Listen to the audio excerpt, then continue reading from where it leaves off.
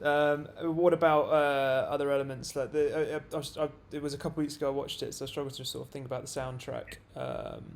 But It was a black and white switch halfway through for five or so minutes, wasn't it? I thought that was the most. I thought the sort of grindhouse elements where we said before about the burn marks and end of the tape, moving on to the next one type thing were quite interesting. But I didn't think that the black and white added anything at all. It didn't make it more gritty or anything. Sorry, go on. Sorry. I was to say it was in a fairly inconspicuous part of the film, but it didn't really. I don't think it added anything to it. I did like all the grindhouse elements and with the effects in the film, but after about 10 minutes or so and it stopped, I was there and I did that. Oh, thank God that's finished, because it would for 2 hours. It could have been quite heavy to see that happening.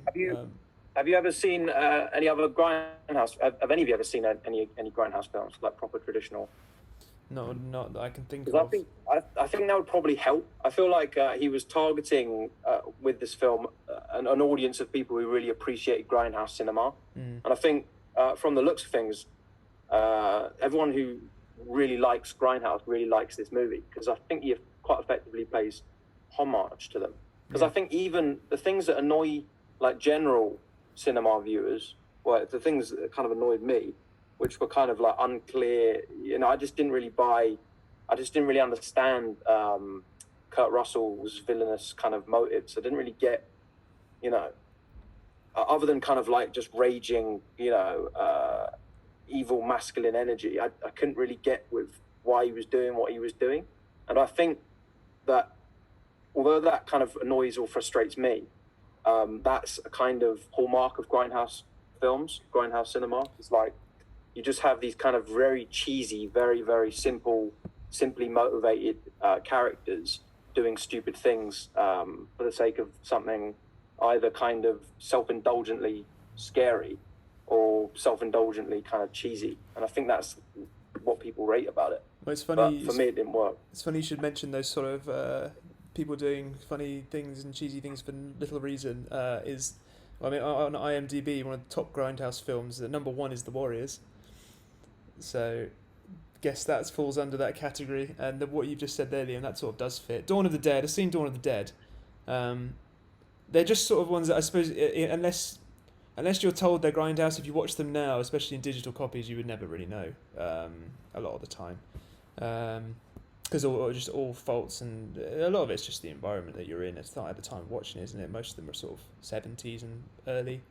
Mad Max, the original ones, stuff like that. But tend to be violent films. And, it's a homage to that, isn't it? Then Tarantino just probably certainly wanted to make one like that, that perhaps had to have, less strings attached to the plot, like on some of his mammoth 3-hour, really, really popular Hollywood ones.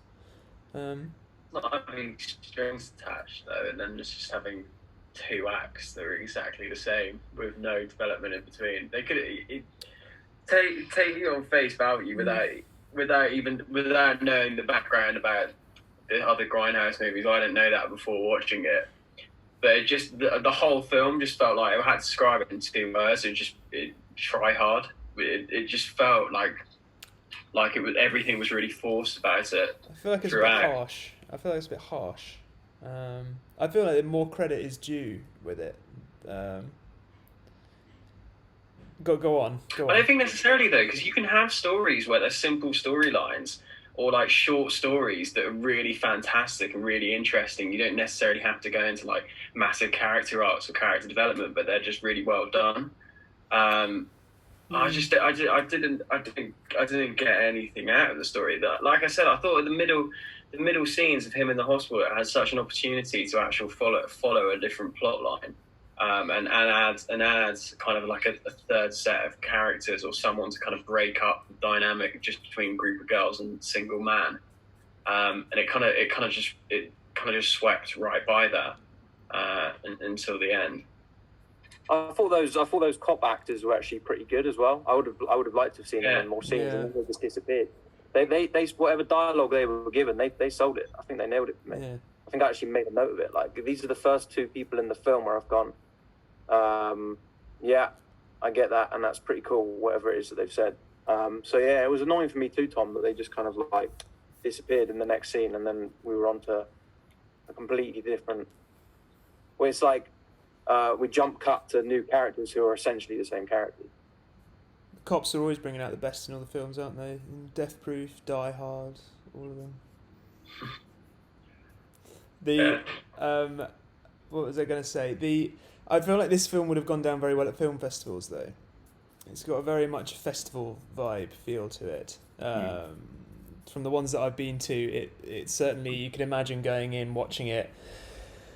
Not even like a cult following, but just in general, like fans of Tarantino's work and the genre itself would absolutely love it. Then you know that the festivals, they'd be there going, that's great, that's really good. We might watch it now, 10, 13, 14 years later, and be sort of like, if you compare it next to some of the really big, best films ever, it doesn't quite clock up there, but it would still go down, depending on the circumstances. I think it would go down okay at film festivals. Sorry, Jem, what were you going to say? I wonder if it's a similar vibe to Planet Terror, the Robert Rodriguez one, the opposite film.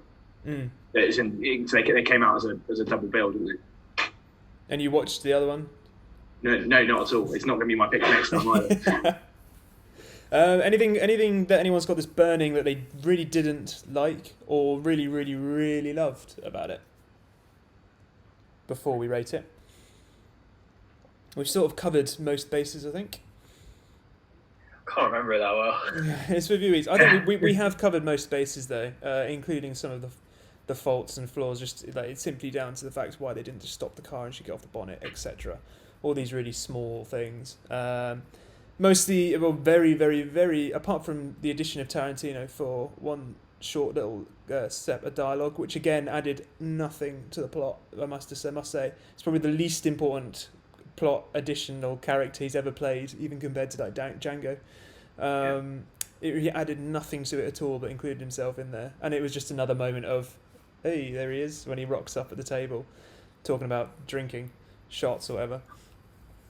Did like the irony of the overplayed foot fetish. This film shows Tarantino's foot fetish more than probably any loads of feet on the dashboard constantly. Yeah, they didn't even been tickled by Tarantino. Yeah. They could have just put the feet up on the dashboard in the first scene, and you'd be like, oh, "Okay, cool." So the radio DJ one, she just had her feet like up and out the window and on the dashboard every 5 seconds. But yeah. All right, let's rate Death Proof. My ranch dude has arrived, so we better rate this quick. Let's rate Death Proof then. Right, Jem, your pick.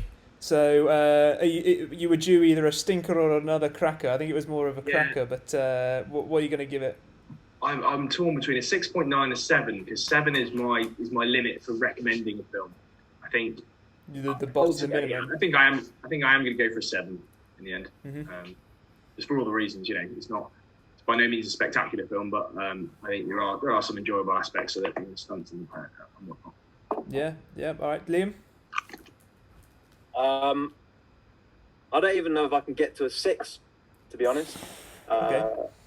I wasn't expecting you to say that, but okay. Yeah, if in the middle of a film I'm kind of switched off and my mind is being distracted by my phone and this type of a thing, I've got to take that into account. I mean, there was the whole dialogue scene in the yard with that one matey. I didn't really clock any of it, so it kind of lost me, and I have to probably give it 5.7, 5.8. Give it a 5.8. Wowee! All right, 5.8. Sorry, you say? Yeah, above average. Just okay, Tom. Yeah, I didn't think it was as bad as Liam, but I wouldn't recommend it. You wouldn't at all? No, if someone was really stuck for something to watch, then maybe put it on. But I was the same as Liam. I think I got distracted. I think I probably paused it at one point and watched a YouTube video because I was kind of bored and wanted to break it up.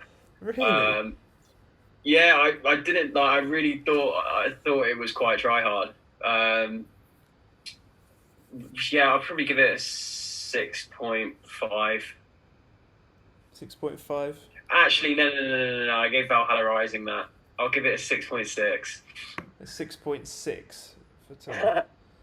It's got to be better than Valhalla, has it? Well, Yeah. I keep remembering like these other movies. I'm like, okay, no, I didn't balance it. well, I enjoyed it more than the three of you. It seems. I thought it was. I just had really good fun. As Tarantino's work comes, it wasn't his finest work, but it's something that I suppose he just really wanted to put together.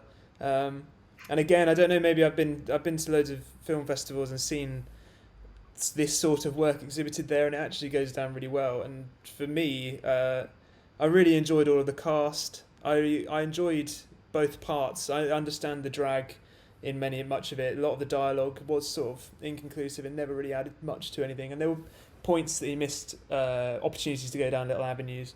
But I'm going to give it 7.3. Which on my scale is good. It's good. And by the time the final the freeze frame shot at the end happened, I was like, nice. I quite liked it. I enjoyed that. Which gives Death Proof 6.6 overall. Fair. So smack bang in the sort of lower middle, I suppose, on the average scale.